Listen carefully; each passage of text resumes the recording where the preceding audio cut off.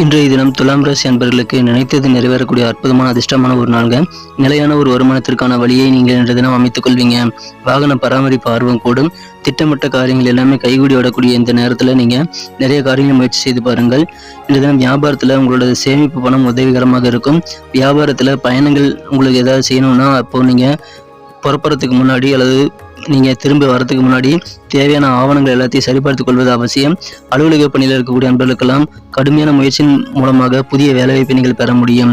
இன்றைய தினம் குடும்ப வாழ்க்கையில் உங்கள் உறவினர்கள் மூலமாக ஏற்பட்ட மனக்கசப்பு, பகை எல்லாமே அகலும். தந்தையுடன் மனஸ்தாபம் நீங்கும். இன்றைய தினம் அதன் மூலமாக உங்களுக்கு நிம்மதி பெறக்கூடிய யோகம் குடும்பத்தில் இருக்குங்க.